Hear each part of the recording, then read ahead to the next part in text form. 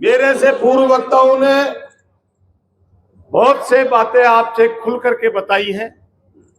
ये संघर्ष किसी पार्टी का नहीं, ये संघर्ष किसी व्यक्ति विशेष का नहीं, ये संघर्ष सबका है। ये जिला मुख्यालय अगर नहीं बचा तो हम सबको बहुत बड़ा नुकसान है, ये आप अच्छे तरीके से जानते हो साथियों। आज सुबह हम एक खेल प्रतियोगिता में, मुंडावर में खेल प्रतियोगिता शुभारंभ करने पे ललित यादव और मैं थे वहां, विधायक मुंडावर।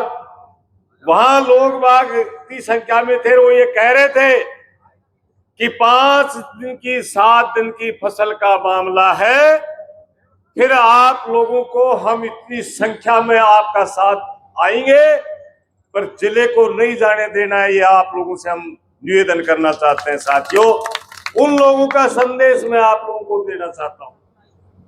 साथियों, आपके हमारे साथ धोखा हुआ है, आपके हमारे साथ अन्याय हुआ है, थाली परोस करके वापस ली गई है।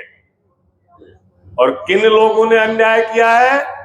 जिन लोगों को आप सब लोगों ने मदद करके उनको इनाम दी थी, माननीय भूपेंद्र जी यादव साहब को आप सब लोगों ने मिलकर ये सोच के कि ये आदमी हमारे यहाँ का विकास करेगा, हमारे खैरतल और आसपास के एरिया को गुड़गांवा की तर्ज पर ये डेवलपमेंट करेगा, जो चुनाव के अंदर कहते थे, और हमारे यहाँ नहर का पानी लाएगा, जो उन्होंने सबज बाग दिखाए थे। भूपेंद्र जी, आप लोगों का ये बात सही है कि अलवर के लोगों से कोई लगाव नहीं है। इस खैरतल और खैरतल के आसपास का एरिया, ये राठ और मेवात से कोई लगाव नहीं है, क्योंकि आपका यहां से कोई लेना देना नहीं है। एक पैरासूटी आए और हमारे भोले भाले लोगों को समझ बाग दिखा करके आप चुनाव जीत के चले गए। अरे भूपेंद्र जी, आप लोगों को थोड़ी बहुत तो आज दया आनी चाहिए। जिन हमारी बहनों ने आपको वोट दिया था, वो हमारी बहनें सड़कें पे बैठी थी जिला बचाने के लिए, अपना अधिकार रखने के लिए। जो हमारे जाट समाज के लोग, ये जिन्होंने आपको मदद किया था, आज ये सड़कों पे घूम रहे हैं, सड़कों पे बैठे हैं। भूपेंद्र जी, यही नाम आप दे रहे हो क्या? ये किसान सड़कों पे घूम रहा है, कहीं धरने पे बैठा है, दुखी हो रहा है, क्या आपने यही नाम दिए के लोगों को? बहुत शर्म की बात है साथियों। इससे शर्म की कोई बात नहीं हो सकती कि हमारे वोट से बड़ी हुई ताकत से, उस ताकत का उपयोग करते हुए, और हमारा हक छीना जा रहा है, हमारी इज्जत छीनी जा रही है, हमारा सम्मान छीना जा रहा है।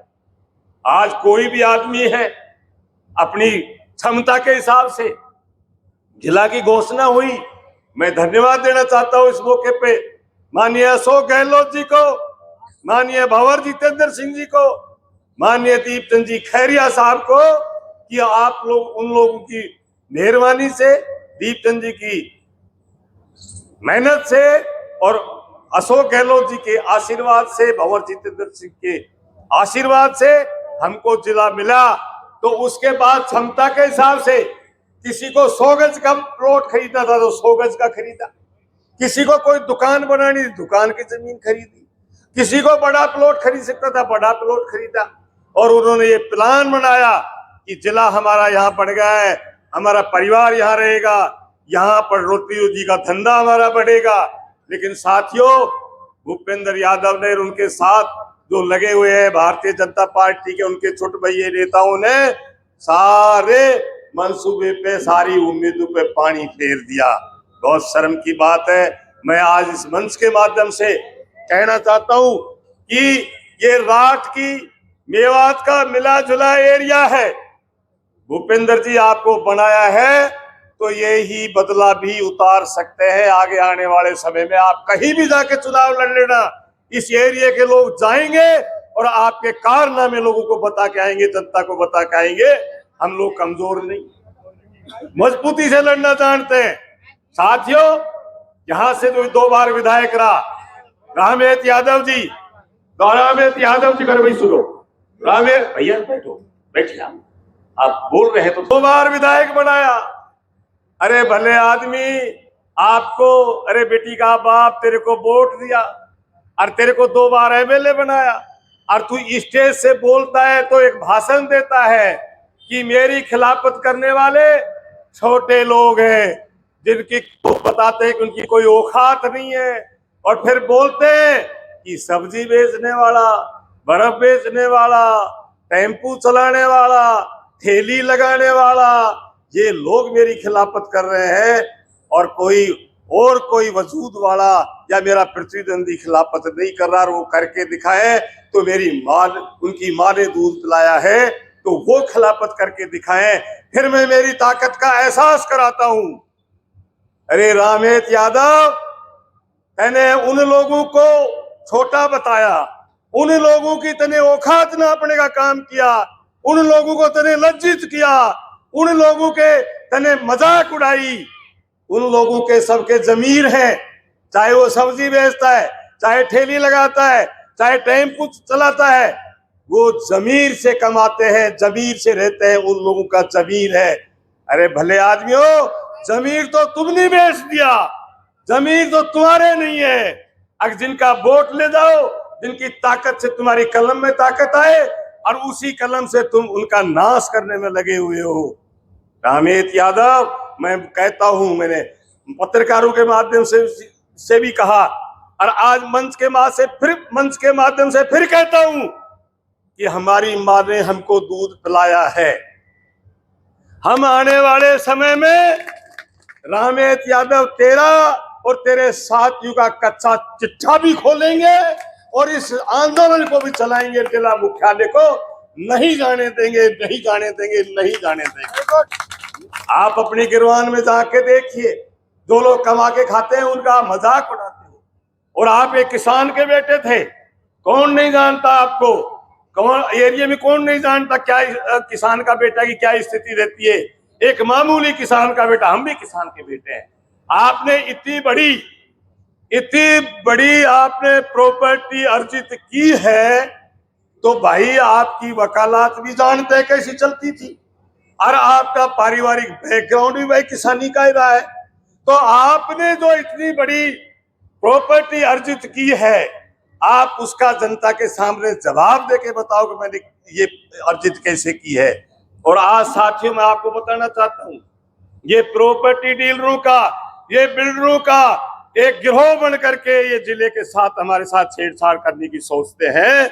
इन्होंने जमीनें खरीदी हैं पहले, वहां पर फिर जिले को स्थापित करने का, भर्तृहरि नाम देने का काम करना चाहते हैं। ये पैसा मोटा कमाने के लिए, प्रॉपर्टी डीलरों को मजबूत करने के लिए। और भूपेंद्र जी, आप इन प्रॉपर्टी डीलरों से घिरे हुए हो, आप इन बिल्डरों से घिरे हुए हो। आपको सोचना चाहिए, देश के बहुत बड़े मंत्री हो आप, देश में बहुत बड़ी स्थिति में आप लोगों को जाना जाता है, और फिर आप इनके चक्कर में आके और वो जनता के भी साथ अन्याय कर रहे हो, वो लोगों के साथ अन्याय कर रहे हो जिन्होंने एक एक वोट दे करके आपको मदद करके चुनाव जिताया था।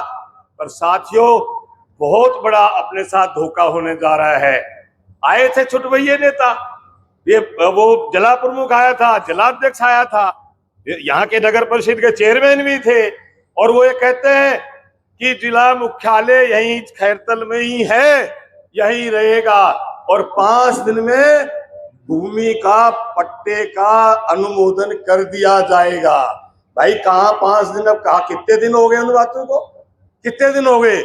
दोबारा फिर उनको भेजते हैं, अब लोगों को गुमराह करो, लोगों को बहकाओ कि जिला मुख्यालय वही रहेगा। उधर मनजीत चौधरी जाके बुंडावर में कहता है कि जिला मुख्यालय यही रहेगा, और जिला मुख्यालय की सारी प्रक्रिया अंदर ही अंदर खाने चल रही है। साथियों, मैं आप लोगों से आगाह करना चाहता हूं, आप लोगों से निवेदन करना चाहता हूं, अब जिस जोश के साथ आज जाटो समाज आया है, उसी जोश के साथ हमको खड़ा रहना है। बहुत बड़ा उदाहरण है देश का, 3 काले कानून किसानों के खिलाफ बनाए थे, जिसमें अडानी, अंबानी, अमित शाह, जिसमें मोदी जी, ये सब शामिल थे। और ये कहा कि नामुमकिन है किसान के 3 काले कानून वापिस होना, लेकिन हुए कि नहीं ये 3 काले कानून? बताइए आप, हुए कि नहीं? हुए ना। संघर्ष लंबा चला, संघर्ष लंबा चला, लेकिन कामयाबी हासिल हुई। साथियों, आप लोगों का इसी तरह से सहयोग मिलता रहा, आप लोगों का इसी तरह से आशीर्वाद मिलता रहा, तो हम लोग सब आपके साथी लोग हैं। हम न डरने वाले हैं, न रुकने वाले हैं, और न थकने वाले हैं। हम लंबा संघर्ष करेंगे, आंदोलन करेंगे। और ये लोग ये समझते हैं कि हम बीच बीच में गुमराह करके हम इन लोगों को बेवकूफ बनाएं। बेवकूफी में आने वाले नहीं है साथियों।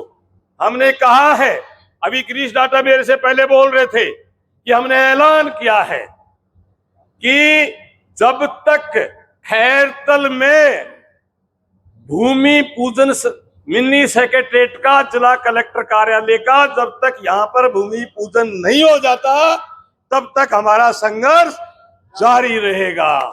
आप लोगों के बीच में आएंगे, हमारे साथी भी आएंगे, अलग जगह आएंगे। लोग बाग तैयार बैठे हैं। ये बीच में बारिश आकर के किसानी लोगों को, किसानी पीछे रह रही थी, लोग बाग 5 दिन में, 7 दिन में, ज्यादा से ज्यादा 10 दिन में खाली होकर के बहुत अच्छी संख्या में तैयारी के साथ एकजुट होके आने वाले हैं। और आज इस मंच के माध्यम से हम ये भी कहना चाहते हैं, भारतीय जनता पार्टी की सरकार को जिन्होंने जो हमारे साथ अन्याय कर रही है, भूपेंद्र यादव को कहना चाहते हैं, जो बहुत बड़े मंत्री हैं, और उनके जो छोटभैया नेता है, रामेत यादव है, बलबीर सिलर है, और जो लोग प्रेस कॉन्फ्रेंस करते रहते हैं, इन लोगों को कहना चाहता हूं मैं इस मंच के माध्यम से कि तुम ये देख लो कि हम इतने मजबूती से संघर्ष पे तैयार हो गए। हमने ये रणनीति बना ली है कि किसी भी कीमत पे जब तक जिला मुख्यालय की भूमि पूजन नहीं हो जाता, तब तक हमारा संघर्ष जारी रहेगा, रहेगा, रहेगा। और साथियों, सीधी अंगुली से घी निकला, अभी गांधीवादी तरीके से अपन लग रहे हैं। अगर सीधी अंगुली से घी नहीं निकला तो टेढ़ी अंगुली करेंगे। और आप लोगों में से साथी, मेरे एक साथी कह रहे थे, चाहे हमारी जान चली जाए लेकिन हम इस मुख्यालय को नहीं जाने देंगे। साथियों, ये जो आप बैठे हैं ना स्टेज पे, और जो संचालन समिति के सदस्य हैं, जो इस आंदोलन को पहले दिन से जिन्होंने चलाने में, हम सब लोग जो पहले लग रहे हैं, हम लोग गोली चलेंगी तो पहले गोली हम खाएंगे। अगर कहीं गिरफ्तारी होगी तो सबसे पहले जेल हम जाएंगे। लेकिन इस संघर्ष को मजबूती से लेके चलेंगे, और निश्चित रूप से एक दिन होंगे हम कामयाब, होंगे हम कामयाब। इन्हीं सब बातों के साथ आप सब लोगों को फिर मैं धन्यवाद देता हूं।